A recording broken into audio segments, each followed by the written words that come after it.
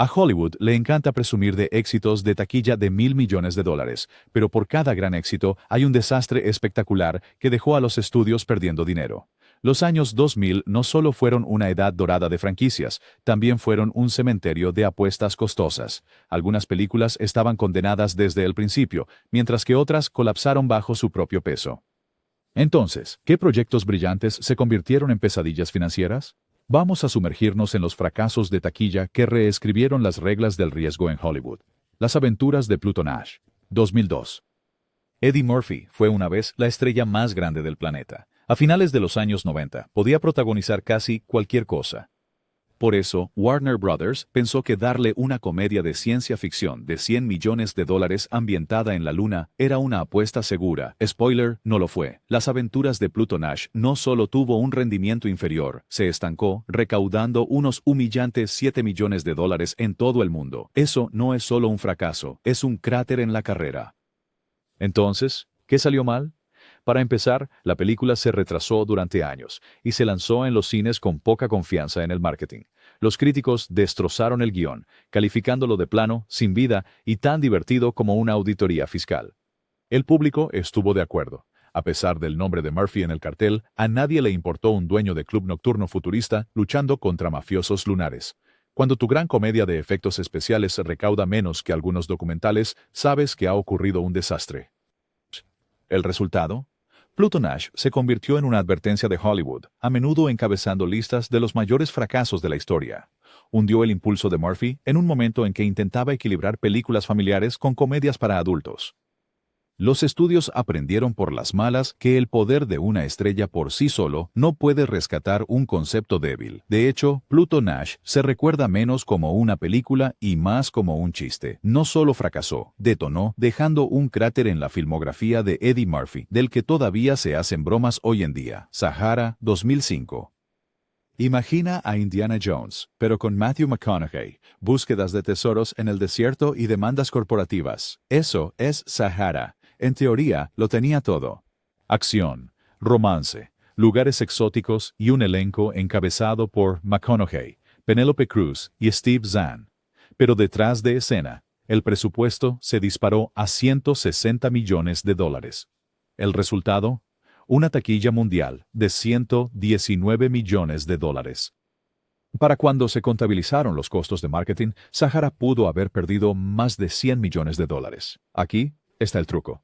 La película no fue un desastre total en pantalla. El público la encontró entretenida, con McConaughey adoptando su rutina de pícaro encantador. Pero ser entretenida no justifica un presupuesto mayor que el de la mayoría de las películas de superhéroes de su época. Refilmaciones interminables, retrasos en la producción y costos de locaciones exóticas llevaron el presupuesto a las nubes. Las demandas revelaron más tarde cuán mal gestionado fue el gasto. El dinero se destinó a lujos, reescrituras e incluso contabilidad cuestionable. Las consecuencias fueron brutales. Paramount y sus socios querían lanzar una franquicia de gran éxito basada en las novelas de Dirk Pitt de Clive Cussler. En su lugar, lanzaron uno de los mayores dolores de cabeza financieros de la década. Las demandas se prolongaron durante años, y el propio Cussler fue culpado por entrometerse en el guión. El sueño de una serie de aventuras de larga duración se evaporó de la noche a la mañana. Hoy en día, Sahara se recuerda no por su historia, sino por ser el ejemplo perfecto de cómo Hollywood puede quemar una montaña de dinero y aún así entregar una película que es simplemente aceptable. El Álamo, 2004. Disney pensó que la historia estadounidense vendería entradas. Después de todo, la película original de 1960, El Álamo, había sido una producción de prestigio, pero el remake de 2004 protagonizado por Dennis Quaid y Billy Bob Thornton demostró lo contrario. Con un presupuesto superior a $100 millones, El Álamo tropezó desde el principio y apenas recaudó $25 millones en todo el mundo. Eso no es un fracaso. Eso es una rendición total. ¿Por qué colapsó? El momento y el tono. Estrenada en un clima posterior al 11 de septiembre, la película intentó venderse como un espectáculo patriótico y realismo crudo, pero el público no compró ninguna de las dos versiones. Las secuencias de batalla se alargaron, el trabajo de los personajes se sintió plano y los críticos no fueron amables. Incluso el poder estelar de Thornton, como Davy Crockett, no pudo revivir el proyecto. Detrás del telón, la producción ya había perdido dinero. 20. Originalmente, Ron Howard iba a dirigir con Russell Crowe como protagonista.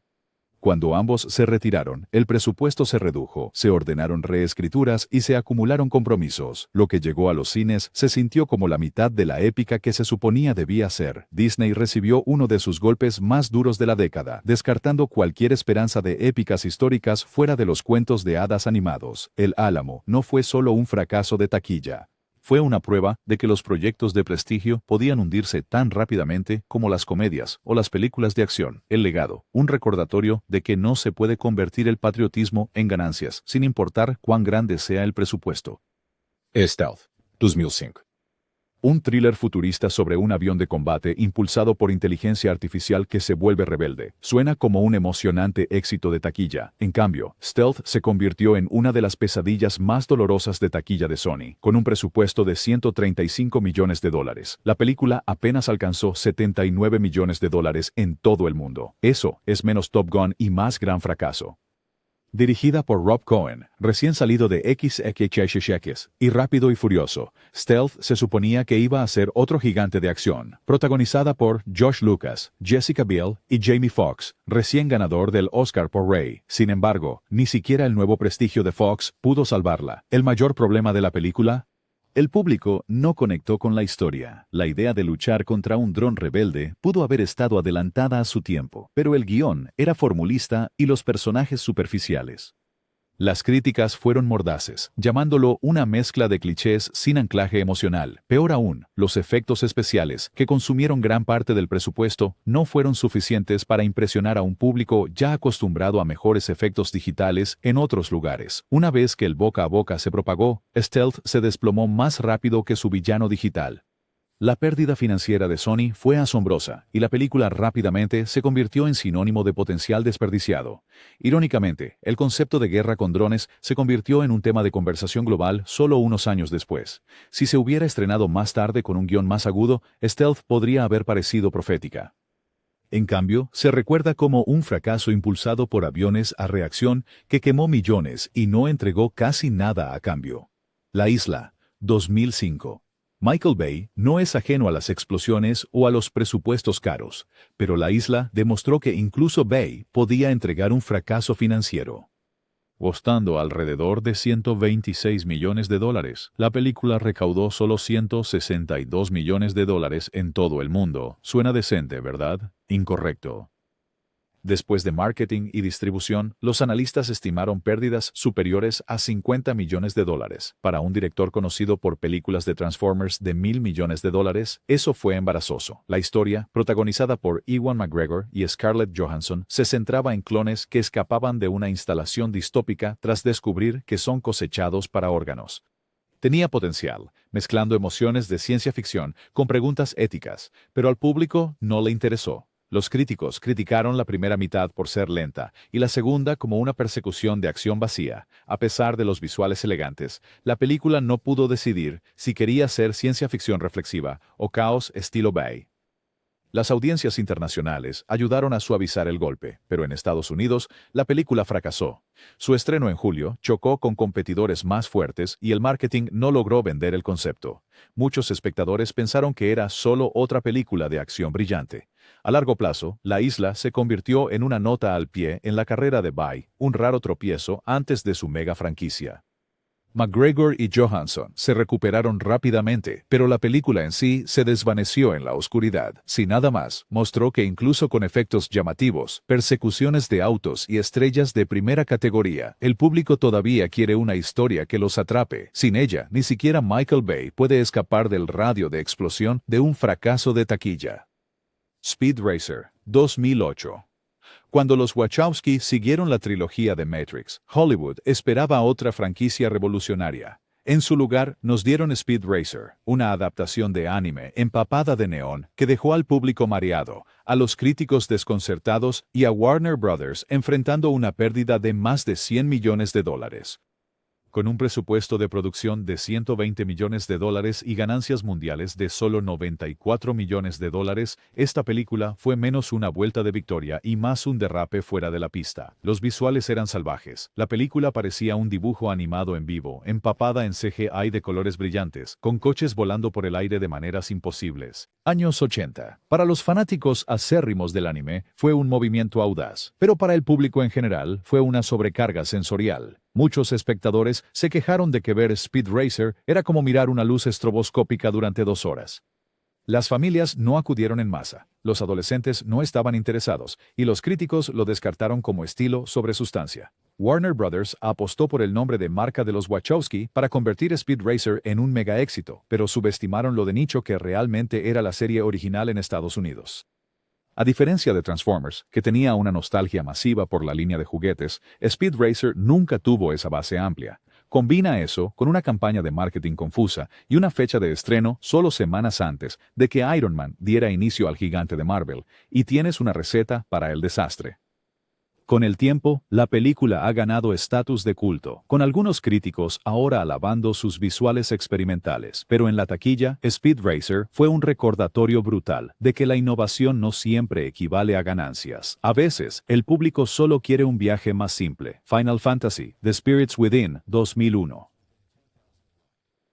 El año 2001 prometía el futuro del cine. Personajes CGI fotorrealistas que rivalizarían con actores reales. Final Fantasy: The Spirits Within se suponía que sería la revolución. En cambio, se convirtió en uno de los experimentos más caros en la historia de Hollywood y uno de sus fracasos más notorios. Con un presupuesto de 137 millones de dólares, Square Pictures lo apostó todo a crear personajes digitales que parecieran inquietantemente humanos, y lo lograron, en cierto modo. Los personajes tenían ojos, cabello y texturas de piel realistas, pero el público no podía evitar la sensación del valle inquietante. La animación era impresionante, pero inquietante, y la historia, una mezcla confusa de espíritus alienígenas, misticismo de ciencia ficción y alegoría ambiental, confundió incluso a los fanáticos de la franquicia de videojuegos de la que tomó su nombre. En la taquilla, apenas recaudó 85 millones de dólares a nivel mundial. Peor aún, Square Pictures, el estudio detrás de ella, se declaró en bancarrota. Esta única película mató el sueño de un estudio de animación por computadora de larga duración que rivalizara con Pixar. Las consecuencias fueron tan severas que Square tuvo que fusionarse con su rival Enix solo para sobrevivir en la industria de los videojuegos. En retrospectiva, Spirits Within estaba adelantada a su tiempo. Las audiencias de hoy en día aceptan el rejuvenecimiento digital, la captura de movimiento y el CGI fotorrealista, pero en 2001, la tecnología no estaba del todo lista y la narración no fue lo suficientemente fuerte como para cerrar la brecha. En lugar de revolucionar el cine, se convirtió en una advertencia. No importa cuán avanzados sean tus efectos, todavía necesitas una historia que le importe a la gente. Battlefield Earth, 2000. Pocas películas han sido ridiculizadas tan implacablemente como Battlefield Earth. John Travolta lo llamó su proyecto apasionado, imaginando una gran épica de ciencia ficción basada en la novela de L. Ron Hubbard. Lo que el público recibió en su lugar fueron 2 horas de ángulos de cámara inclinados, efectos baratos y actuaciones que parecían tomas descartadas de un sketch de parodia. El presupuesto fue de 73 millones de dólares. La recaudación mundial fue de 29 millones de dólares. Aún peor, su reputación como una de las peores películas jamás hechas todavía persiste. Travolta, recién salido de su regreso con Pulp Fiction, se lanzó al papel de Terl, un alienígena de 9 pies con rastas. Pero el maquillaje se veía ridículo, el diálogo era risible, y la dirección convirtió todo en una comedia involuntaria. Los críticos lo destrozaron, y el boca a boca se propagó como un incendio. Lo que se suponía que iba a ser una plataforma de lanzamiento para una nueva franquicia de ciencia ficción se convirtió instantáneamente en el blanco favorito de Hollywood. El lado financiero fue igual de desastroso. La compañía de producción se disolvió, surgieron demandas y los inversores afirmaron que habían sido engañados sobre las perspectivas de la película. Al final, Battlefield Earth se hizo más famoso por su implosión que por su trama. Incluso hoy, se utiliza como sinónimo de desastre cinematográfico. Cuando una película se compara con Battlefield Earth, sabes que es mala. La carrera de Travolta tardó años en recuperarse, y el legado de la película está cimentado. Una extraña mezcla de arrogancia, mal momento y peor ejecución. Town and Country, 2001. Una comedia romántica protagonizada por Warren Beatty, Diane Keaton, Goldie Hawn y Gary Shandling suena como un éxito seguro. En cambio, Town and Country pasó a ser uno de los fracasos más infames de su década. De hecho, Town and Country del año 2002, con un presupuesto que se disparó a $90 millones y una recaudación mundial de $10 millones, esta comedia romántica ligera se convirtió en una historia de terror de la industria. Los problemas comenzaron en la producción. Reescrituras y regrabaciones interminables alargaron el rodaje durante años. Beatty, notoriamente meticuloso, seguía presionando por cambios, y cada retraso costaba millones. Para cuando la película llegó a los cines, se sentía anticuada y desarticulada. El humor era plano, el ritmo estaba desajustado y los críticos la destrozaron. Para una comedia romántica, también carecía de corazón. La historia, sobre parejas adineradas de Manhattan navegando la infidelidad y crisis de la mediana edad, se sintió fuera de lugar, especialmente para el público de principios de los años 2000 que buscaba escapismo, no lecciones sobre los problemas de los ricos. Ni siquiera el elenco repleto de estrellas pudo salvarla. Las consecuencias fueron brutales. Beatty, que una vez fue una potencia de Hollywood, prácticamente desapareció de la gran pantalla después. Los estudios vieron a Town and Country como prueba de que los elencos estelares no podían garantizar automáticamente el éxito. La película se convirtió en un ejemplo clásico de cómo el caos detrás de cámaras puede hundir un proyecto mucho antes de que llegue al público. En resumen, Town and Country no solo fracasó, se convirtió en una advertencia susurrada en las salas de juntas de Hollywood cada vez que los presupuestos se descontrolan. Alejandro, 2004. Oliver Stone no era ajeno a las épicas controvertidas, pero Alejandro se suponía que sería su obra maestra. Con Colin Farrell como Alejandro Magno, Angelina Jolie como su madre y un presupuesto de producción de $155 millones, Warner Brothers esperaba premios y ganancias.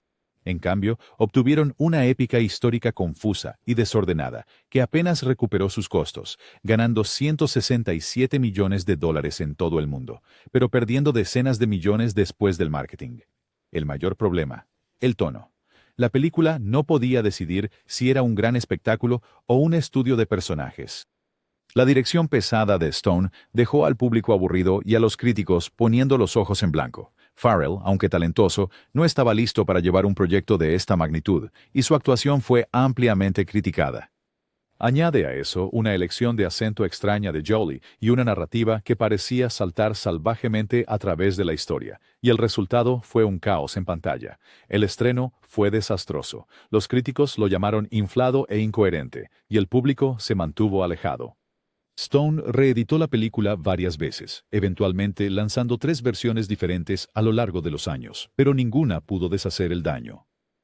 Para Warner Brothers, Alejandro fue un costoso recordatorio de que no todas las épicas históricas pueden ser Gladiador. En lugar de prestigio, se convirtió en un chiste de Hollywood, a menudo citado como prueba de que la ambición sin enfoque puede hundir incluso el proyecto más prometedor. Línea de tiempo, 2003. Las novelas de Michael Crichton fueron una vez minas de oro para Hollywood. Parque Jurásico lo había demostrado con un éxito rotundo, así que cuando Paramount adaptó Línea de tiempo, las expectativas eran altísimas. En cambio, la película se convirtió en un lío de viajes en el tiempo que se hundió sin dejar rastro. Con un presupuesto de alrededor de $80 millones, recaudó solo $43 millones en todo el mundo, dejando al estudio en ridículo y al público rascándose la cabeza. La trama sonaba prometedora. Los arqueólogos utilizan una máquina similar a un agujero de gusano para rescatar a su profesor atrapado en la Francia del siglo XIV.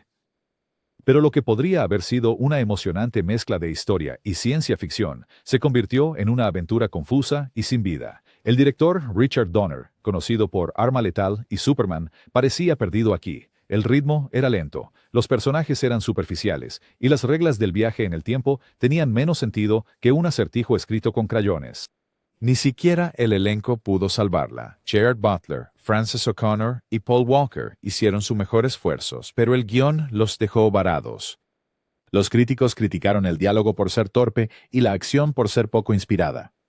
Para cuando el público llegó a verla, el boca a boca ya la había condenado. El fracaso de Timeline mató cualquier posibilidad de lanzar una franquicia inspirada en Crichton fuera de Jurassic Park. En lugar de emocionar al público con batallas medievales y maravillas científicas, solo recordó a todos que no todos los libros más vendidos se traducen en oro de taquilla. El planeta del tesoro, 2002. Disney ha tenido muchos éxitos animados, pero El planeta del tesoro fue uno de sus fracasos más dolorosos. Con un presupuesto asombroso de $140 millones, esta versión de ciencia ficción del clásico de aventuras de Robert Louis Stevenson, La isla del tesoro, recaudó solo $110 millones en todo el mundo. Una vez que se tuvo en cuenta el marketing, las pérdidas fueron enormes, supuestamente cercanas a $100 millones. La película no carecía de ambición. Combinando animación tradicional dibujada a mano con CGI de última generación, Disney quería demostrar que la animación en 2 dimensiones todavía tenía vida en la era digital. La historia reimaginó la saga pirata en el espacio, completa con naves solares y mundos alienígenas. En teoría, fue un movimiento audaz. En pantalla, fue visualmente impresionante, pero narrativamente decepcionante. Estrenada solo semanas después de Harry Potter y La Cámara Secreta y Santa Cláusula 2, la película fue sepultada bajo la dura competencia navideña. Las audiencias acudieron en masa a las franquicias establecidas e ignoraron el experimento de Disney. Peor aún, los críticos encontraron a los personajes insípidos y las apuestas emocionales carentes en comparación con los clásicos de Disney. A largo plazo, El planeta del tesoro se convirtió en el chivo expiatorio de la decisión de Disney de girar completamente hacia CGI, dejando la animación dibujada a mano en el polvo. Hoy en día, tiene un culto de seguidores que admiran su diseño audaz, pero en 2002 fue un naufragio financiero que ayudó a hundir la división de animación tradicional de Disney. La invasión, 2007. Los remakes a veces pueden reavivar historias clásicas, otras veces se estrellan y arden espectacularmente. La invasión, una versión moderna de Invasion of the Body Snatchers, cayó firmemente en la segunda categoría. Con un presupuesto de $80 millones, recaudó solo $40 millones en todo el mundo, convirtiéndola en una de las bombas de ciencia ficción más olvidables de la década. El elenco era prometedor. Nicole Kidman y Daniel Craig, ambos grandes estrellas en ese momento. El concepto, alienígenas reemplazando silenciosamente a los humanos con duplicados sin emociones, era oportuno, especialmente en un mundo posterior al 11 de septiembre, donde la paranoia estaba en su apogeo, pero los problemas de producción descarrilaron todo. Las proyecciones de prueba fueron tan malas que el estudio trajo a los Wachowski para reescribir partes del guión y a James McTeigue, 5, para Vendetta, para volver a filmar secciones importantes. ¿El resultado? Un desastre desarticulado. El público podía sentir la lucha detrás de cámaras. Algunas escenas se desarrollaban como un thriller psicológico. Otros, como una película de acción, forzados en el último minuto. El tono era desigual, los sustos poco impresionantes y el final tan abrupto que parecía que el estudio se había quedado sin ideas. En lugar de reavivar el interés en la historia legendaria, The Invasion desapareció silenciosamente, dejando casi ninguna huella cultural. Es un ejemplo perfecto de cómo el pánico del estudio y las regrabaciones improvisadas pueden arruinar incluso los conceptos más perdurables. Rollerball, 2002. Algunos remakes fracasan, otros redefinen la palabra.